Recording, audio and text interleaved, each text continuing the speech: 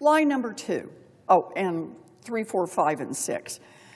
Donald Trump, Pete Hegseth, and other top Trump officials just can't keep their story straight. They have no clear plan and for weeks have failed to tell the American people what the goals are for this war and when this war will end. First, Trump said the war would be over in 4 to 5 weeks. Okay, that was 3 weeks ago. Since then, Trump has said all of these. They told you it was about security. They told you it was about your vote. But underneath all of it, a war nobody authorized, a bill designed to silence millions, and an administration that cannot keep its own story straight. Watch carefully. Donald Trump is trying to stop American citizens from voting. Why? Because he knows his agenda is unpopular and that Republicans can't win based on what he's doing. So he wants to rig the election by picking his own voters. And that is what the SAVE Act is all about. Don't let Trump and the Republicans in Congress fool you. They'll say things like, hey, you have to show an ID to vote. You should have to show an ID to vote, just like you have to do to buy a beer. But this is not an ordinary voter ID bill. This is not a bill that says everybody either has to show a driver's license or a student ID to vote. This is a way to keep American citizens from voting, and I will just give you one example around this. If this bill passes, then in 45 of the 50 states, your driver's license won't count as a valid ID. And then it gets better. Let's say you're a married woman who lives in Massachusetts, and let's say that when you got married, you took your husband's name. Well, when you go to the polls to vote, you can't register by showing them your updated driver's license. Why? Because Massachusetts is one of the 45 states where a driver's license does not prove citizenship. So you bring along your birth certificate, shows you were born in the United States. Can you vote now? Nope. Your birth certificate is still under your maiden name. So yeah, you can use a passport if you have one, but remember, fewer than half of all Americans have a passport, and it costs $165 to get one, and it takes a month or two if everything is working on time. No passport and no birth certificate that matches your driver's license, well, Trump and the Republicans say you're just out of luck. And that's just one example of how this bill will actually make it harder for Americans to vote. Here's another deeply disturbing thing about this bill. It would require states to hand over sensitive information about voters to Trump's Department of Homeland Security so that some shadowy guys can do whatever they want with it. Maybe they take you off the voter rolls. Maybe they use that information for something else. The point is, nobody really knows what will happen. This is an agency whose former leader, Kristi Noem, said just a few weeks ago, quote, "We need to make sure that we have the right people voting." So just make a guess. Who's going to get swept off the voter rolls? People that the Republicans think are likely to vote Democratic. So sweep off black people, sweep off brown people, sweep off women, sweep off students, sweep off people in precincts that voted Democratic last time, sweep off people that you think might vote Democratic in the upcoming election. I've heard this bill called Jim Crow 2.0, harking back to the days in the South when the South blocked black people from being able to vote with a whole series of tests and barriers so that they just wouldn't have a chance to vote. The Trump bill is Jim Crow 2.0. Non-citizen voting is extremely rare in America, and Republicans know that. They've seen the same data that we have. Voter roll audits in Georgia prior to the 2024 election found only 20 registered non-citizens out of 8.2 million registered voters. That is 0.00024%. A 2024 Michigan audit found only 16 non-citizen votes out of 5.7 million votes. That's 0.00028%. So then what's going on?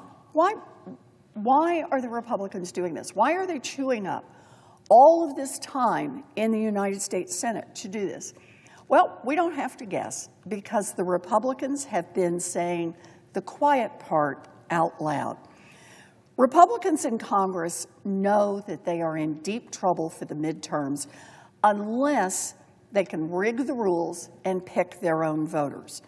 Donald Trump even said it himself. He said passing the SAVE Act will, quote, guarantee the midterms.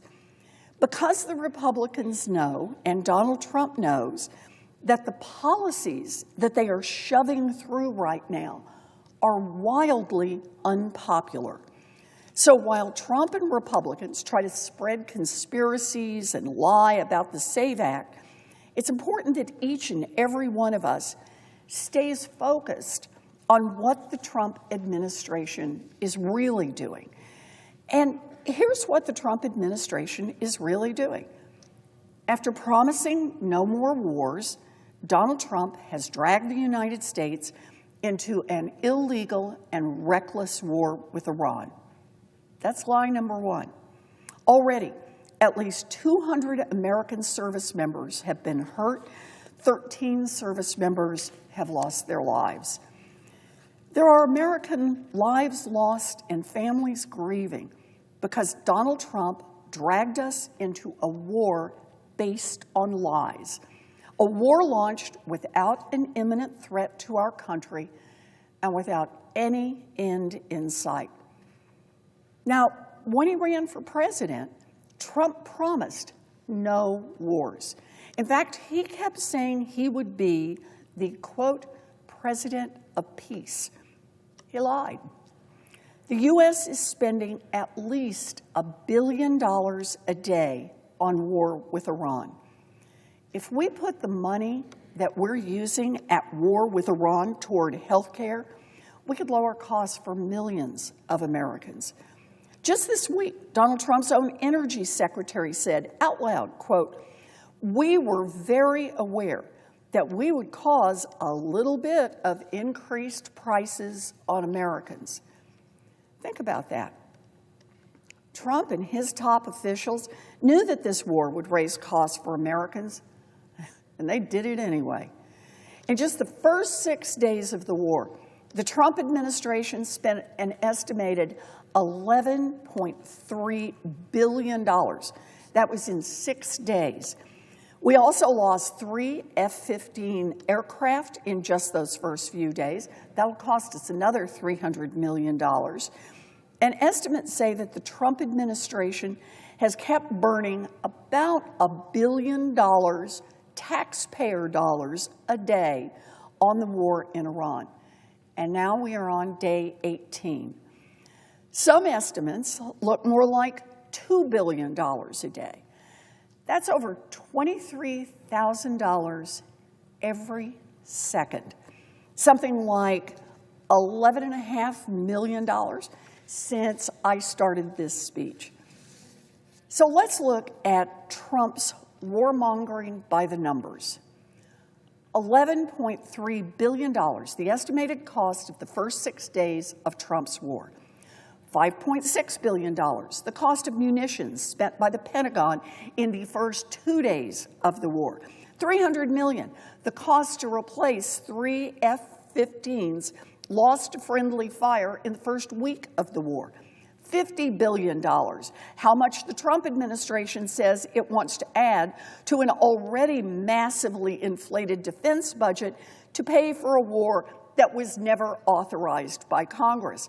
$1 trillion, the Pentagon's budget this year, $1.5 trillion, the total amount that Trump is reportedly requesting for the Pentagon budget for next year. That means Republicans in Congress want to increase the Pentagon's budget by $500 billion. Now, to Put these numbers in context. The Trump administration will spend $30 billion in just the first 30 days of the war. That is exactly how much we could have used to lower costs for millions of people for an entire year, people who got knocked off their health care or saw their premiums go up because of Trump's health care cuts. So instead of going to war with Iran, we could lower health care costs and actually save lives here at home. Here's one more, $12 billion, a number we've already passed. $12 billion is what it would cost to restore the expanded child tax credit for 1 year. So in less than 2 weeks of Donald Trump's war, we spent the same amount of money that would have lifted millions of kids out of poverty. For the same amount the U.S. is burning on just one single day of Donald Trump's reckless war with Iran, we could provide a full year's worth of food assistance for nearly 500,000 Americans, or Medicaid coverage for 300,000 children. But there's one more thing we could have done with the $12 billion the Trump administration has spent on war with Iran. We could have provided housing assistance for around 1 million Americans. We could have lowered prescription drug costs for tens of millions of people. We could have paid the entire National Park Service for more than 3 years. We could have given Pell Grants to 1.6 million students so they could afford to go to college. We could have provided retirement and disability pay for veterans wounded in combat and still had plenty of money left over. We could have helped pay the salaries of more than 100,000 teachers and nurses, 2 jobs that are crucial and where we've seen shortages. We could have funded Direct File, the program that lets Americans file their taxes online and for free. We could have funded that for 2 whole decades. We could have provided humanitarian assistance for countries around the world for almost 3 full years. That is a huge amount of money.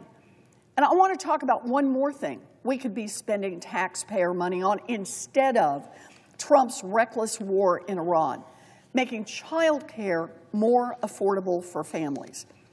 Here's the thing. People have been getting child care all wrong.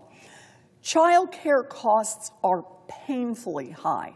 Right now, families are having to choose between breaking the budget, being forced to cut back on work hours, or settling for lower quality care just to ensure that their kids have a safe place to be while the parents are working.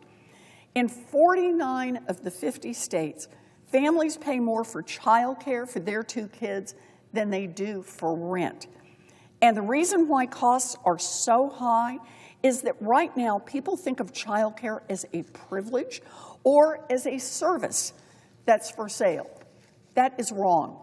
We should be thinking of universal child care as basic public infrastructure. We should be thinking about it the same way we think about roads and highways. Why? Because for this country to work, we need to care for our kids. And when parents don't have child care, they can't go to work. Investing in universal child care is also good for our kids' development, and it is good for our economy.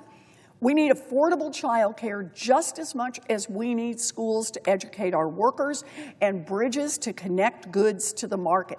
It's basic infrastructure to make this country run. It is the infrastructure we need to thrive.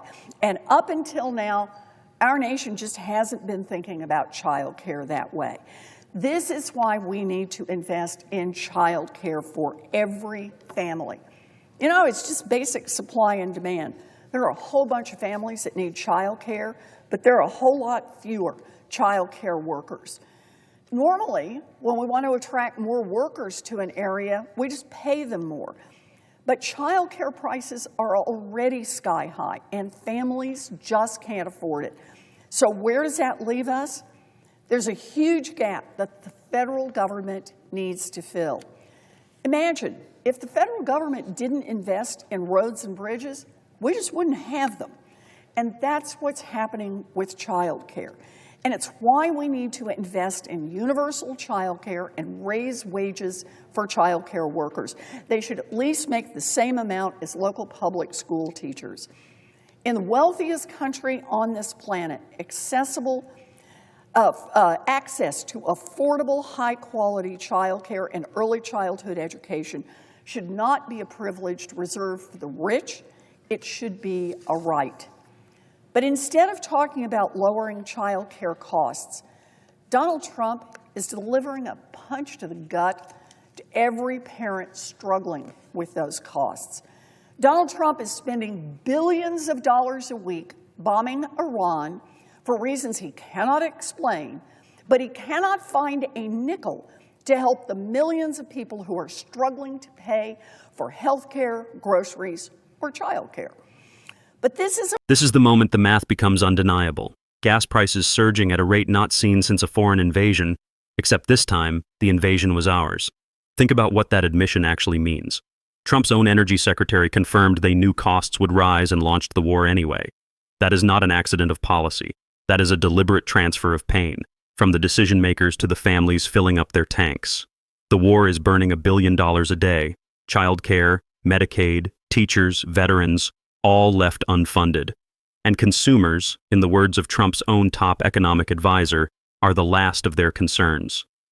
So here's the question that nobody in mainstream media is asking loudly enough. If you knew this war would hurt American families before it started and you launched it anyway, what exactly are American lives worth to this administration? Drop your answer in the comments. A 1-2 punch. The Trump administration is spending a tremendous amount of money on war, and the war is also driving up costs for Americans. Take the price of gasoline over the past month. For months, Donald Trump has been saying gas prices are going down. He has been loud and proud about it. Right now, the average price for gas is more than $3.70 a gallon, more than 80 cents higher per gallon than just 1 month ago when Donald Trump started this war. That's more than a 25% increase in gas prices in a single month, which Donald Trump called a very small price to pay.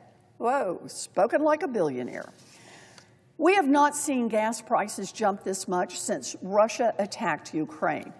And now, Donald Trump's war is choking off the Strait of Hormuz. That's where about 1/5 of the world's oil and natural gas supply comes through, and right now, it's all bottled up. So what does that mean? Trump's war with Iran means gas prices are skyrocketing for American families here at home. And Donald Trump's response? If they rise, they rise. In other words, he just doesn't care. Here's another one. Food prices. About 1/3 of the world's fertilizer goes through that same Strait of Hormuz, and the price has jumped up by 30% in the days after Trump started this war. One U.S. farmer even said his fertilizer suppliers are warning that they just can't get the fertilizer. It's not only the price has gone up, it just literally is not available. So you've got all this fertilizer that can't go through the Strait of Hormuz, can't make it to our farmers here in America. And without that fertilizer, the farmers say they just can't plant as much food this year. And what's that going to mean? It means food prices will go up. So that's gasoline, that's food.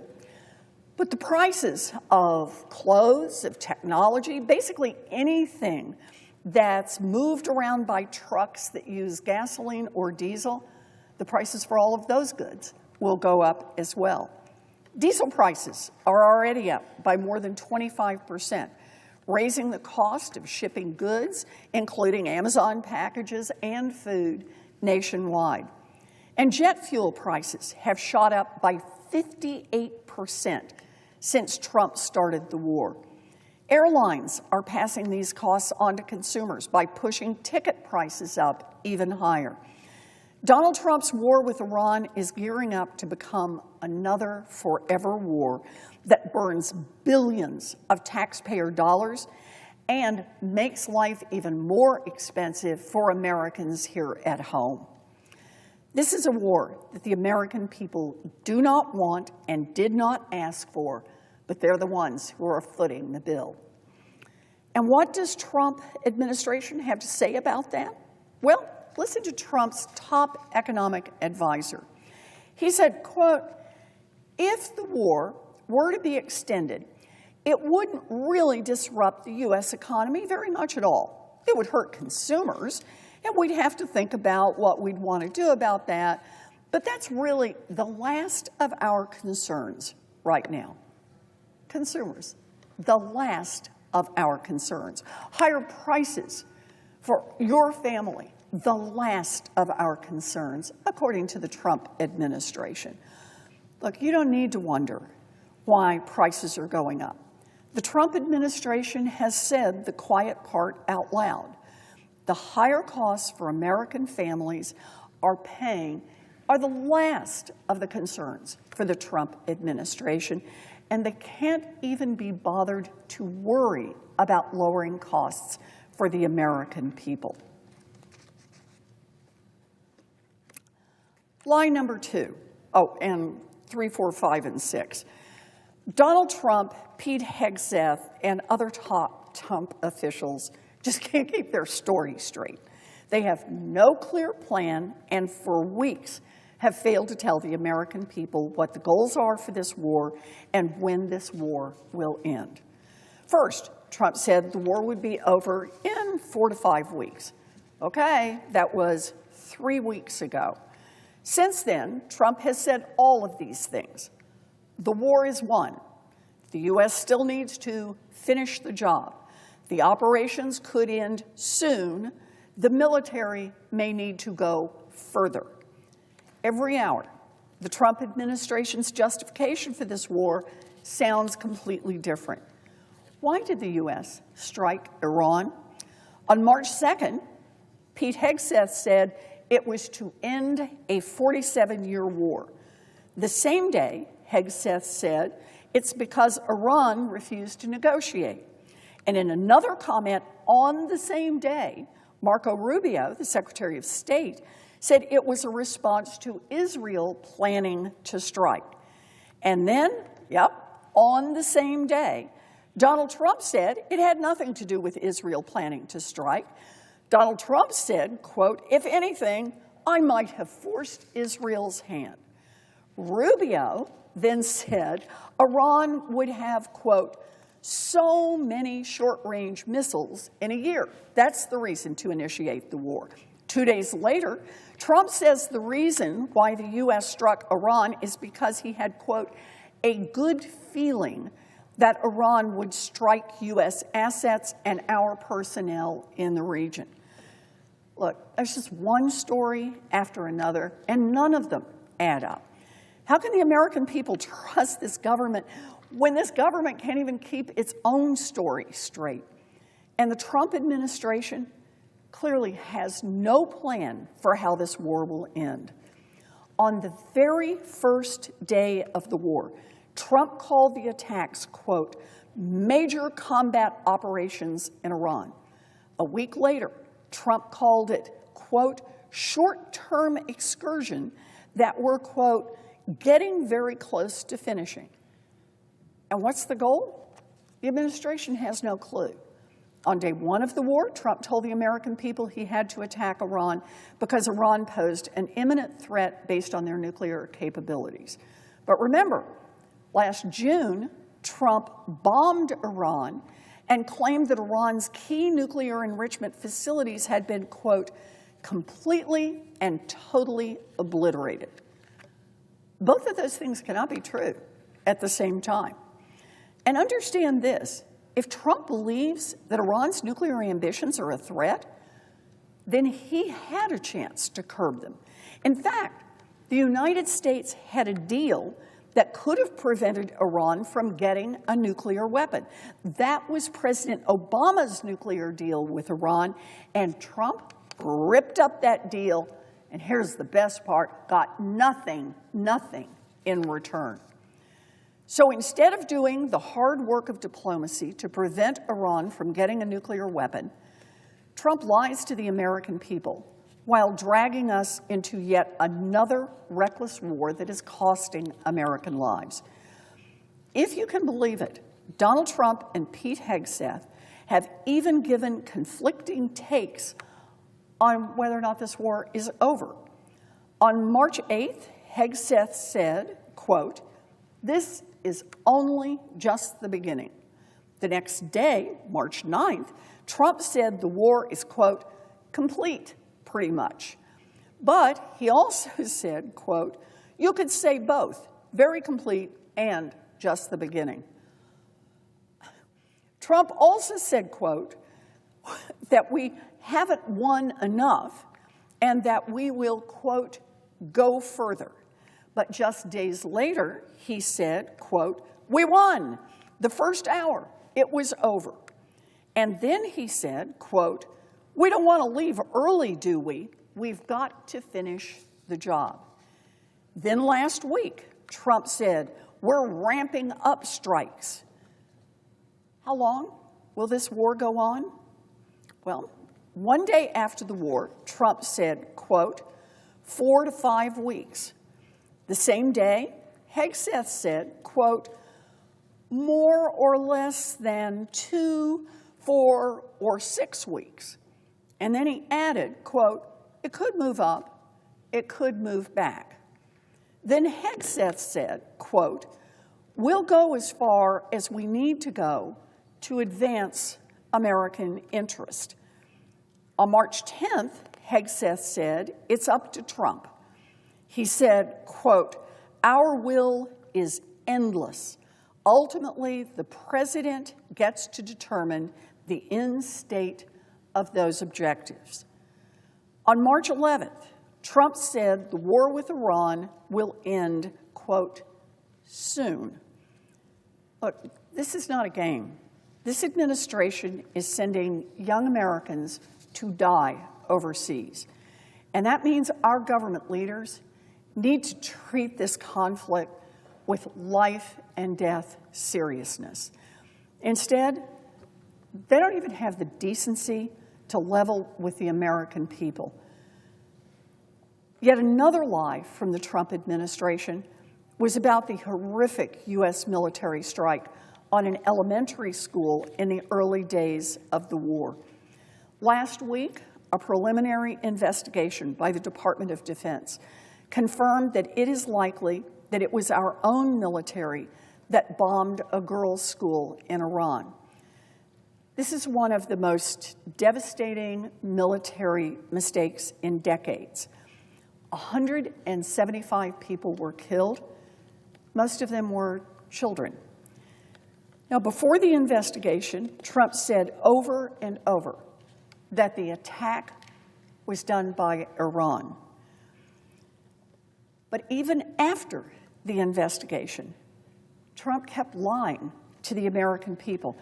He said, quote, he didn't know about the investigation, an investigation done by his own military on one of the most horrific military mistakes in recent history. And remember, Pete Hegseth gutted the office that was in charge of preventing civilian harm. How do I know? I led the charge to establish that office in the first place. Hegseth is also purging the military's legal experts, the people who act as legal guardrails, and ordered a, quote, ruthless overhaul to make sure that no one else who might question him is left standing. It is a betrayal of our service members and a betrayal of the American people that we still have no answers and no accountability. So what would accountability look like here? Well, for starters, Pete Hegseth should be fired immediately. Hegseth's long pattern of chaos and incompetence has put our service members and the American people at risk. And we haven't even scratched the surface of Signalgate or Hegseth's role in the boat strikes that could be war crimes. Pete Hegseth has got to go, and he needs to go now. Now, the basic story here is pretty straightforward.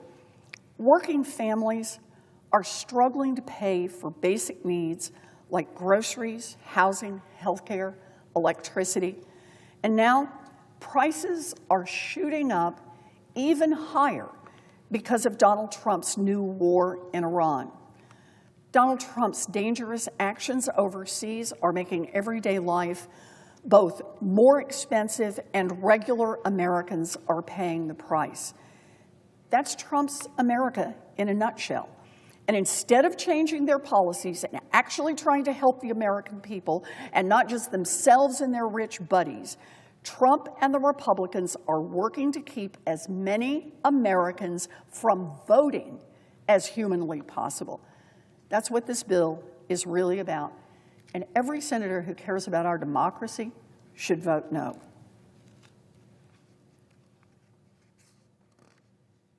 Mr. President, I yield. What you just watched was not a policy speech. It was a ledger, a line-by-line accounting of what was chosen and what was sacrificed to pay for that choice. 13 service members dead, 200 wounded, 18 days into a war that was never authorized by Congress, never justified by a coherent rationale, and never explained the same way twice by the people who launched it.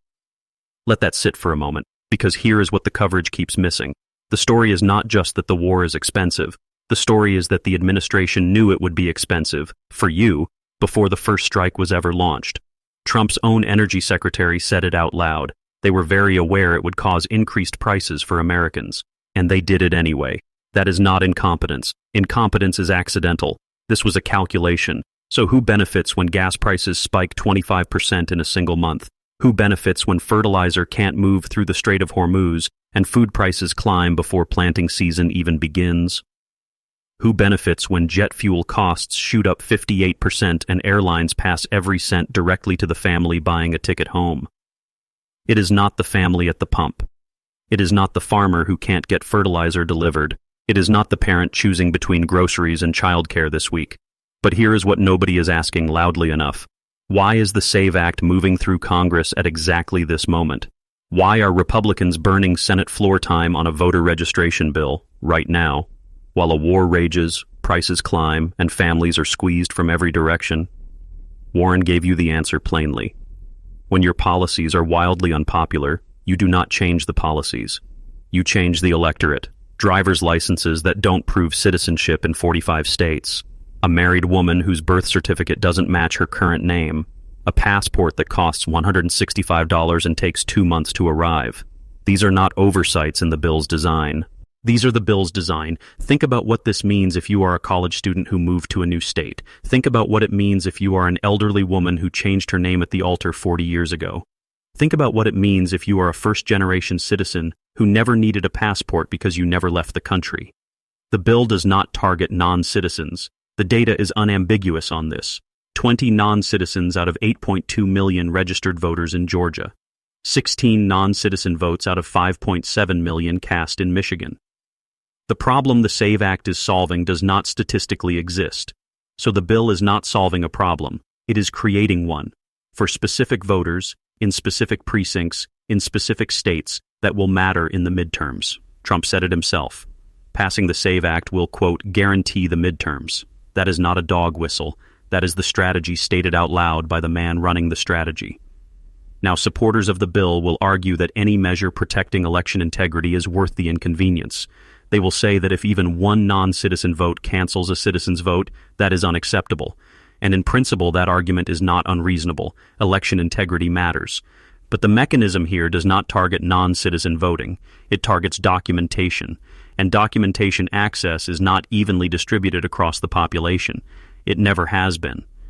Critics will argue this is a direct descendant of poll taxes and literacy tests, legal barriers engineered to look neutral on paper while functioning as a filter in practice, Jim Crow 2.0 as it has been called. And the historical parallel is uncomfortable to dismiss, because the original Jim Crow laws also never said on paper that they were racial. They said you needed to pass a test. They said you needed to pay a fee. They said the rules applied to everyone equally. The impact told a different story.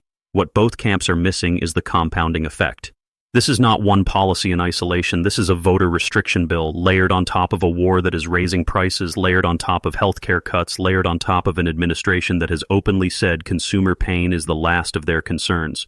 The squeeze is coming from every direction simultaneously, and the one release valve, the ballot box, is now being tightened. There is a historical parallel worth naming. In the lead up to the 2003 Iraq invasion, the justifications shifted week to week. Weapons of mass destruction, liberation, regional stability, ending a decades-long threat.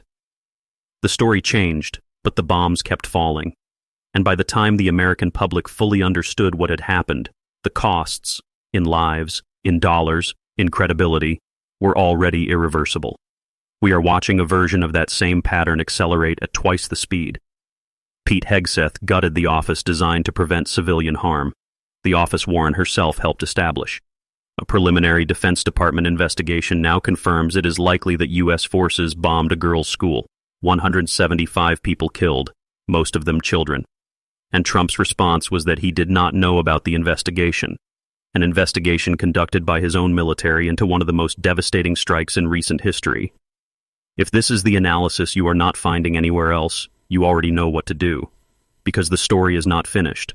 The war is on day 18 with no defined end state, no consistent rationale, and no accountability for what has already been lost. The SAVE Act is moving toward a vote, gas prices are still climbing, fertilizer is still bottled up, and the administration's top economic advisor has already told you where your family ranks on their list of priorities.